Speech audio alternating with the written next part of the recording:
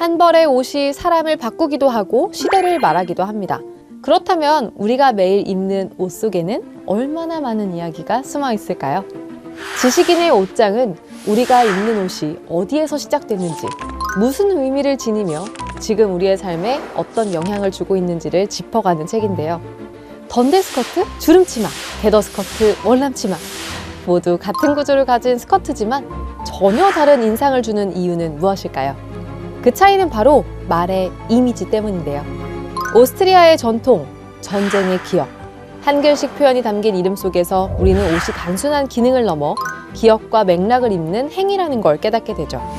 또한 옷이 강조하는 신체 부위는 시대마다 달라졌습니다. 1920년대 다리, 1930년대 등, 1950년대 가슴, 2000년대 골반으로 이어졌죠. 이는 사회가 요구하는 여성성과 미의 기준이 어떻게 이동해 왔는지를 말해줍니다. 이번엔 스타일에 대해 이야기해볼까요? 스티브 잡스의 검은 터틀넥과 청바지는 유행이 아닌 정체성이 되었죠. 스타일을 만드는 데 필요한 건 비싼 옷이 아니라 보편의 지식이라고 메시지를 건넵니다. 로코코 시대의 뷰티 스폿, 안젤리나 졸리의 실크 빈티지 드레스, 빨간 구두가 가진 상징성까지. 옷과 구두, 색과 길이, 점 하나에도 수많은 이야기가 담겨 있다는 사실을 알려주는데요. 매일 거울 앞에서 만나는 옷이라는 존재가 얼마나 흥미롭고 깊이 있는 세계인지 지식인의 옷장을 통해 새롭게 보이게 될 것입니다. 가난한 시골 소녀가 어떻게 세계를 움직이는 패션 아이콘이 되었을까요? 명품의 대명사 코코 샤넬의 이야기입니다.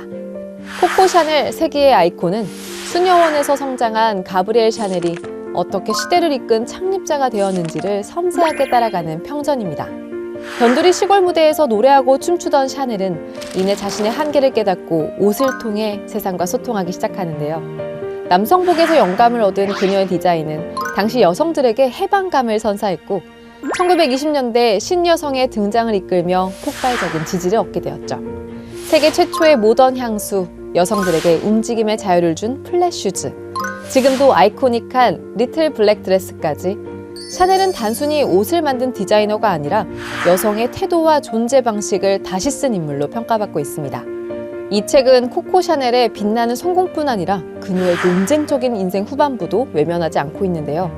제2차 세계대전 당시 샤넬이 나치 장교를 연인으로 두고 첩보 활동까지 연루된 사실, 전쟁 후 프랑스를 떠나 스위스에서의 운둔 생활, 그리고 패션계에 복귀해 브랜드를 재건한 과정까지 화려함 뒤에 숨겨진 이중적인 면모, 그 또한 코코 샤넬의 진짜 얼굴이겠죠. 트위드 재킷, 체인백, 코르셋 없는 드레스 등 이 모두는 그녀가 만들어낸 시대의 상징입니다. 패션은 변하지만 스타일은 남는다라며 그녀는 옷을 만들었고 우리는 자유를 입게 되었죠. 지금 이 순간에도 우리에게 나다울 수 있는 용기를 건네주는 코코 샤넬 세기의 아이콘이었습니다. 소 한 마리가 도로에 나가 자동차와 부딪혔습니다. 그 소의 주인은 배상해야 할까요? 아니면 운전자가 운이 나빴던 걸까요? 법은 어떻게 생각하는가는 바로 이런 현실적이고 일상적인 질문에서 출발합니다.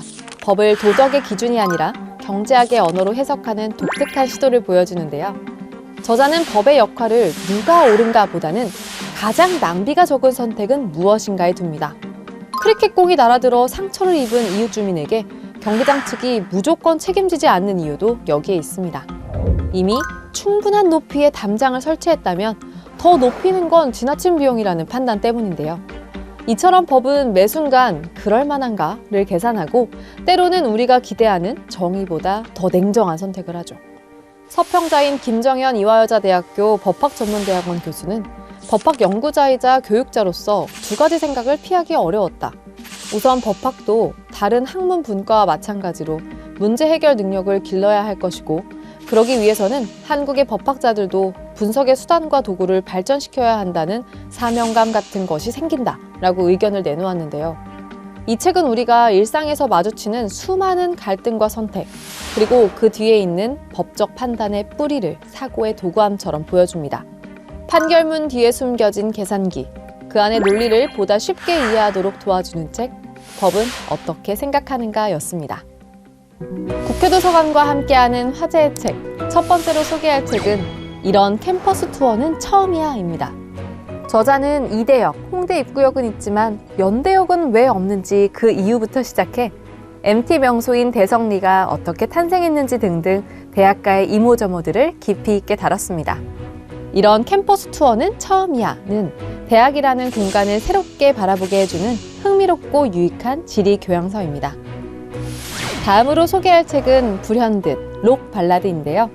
록 전문가 3명의 저자가 각자의 경험과 시선으로 록 발라드의 세계를 풀어낸 책입니다. 책 속에는 다양한 가수와 그들의 노래가 등장하는데요.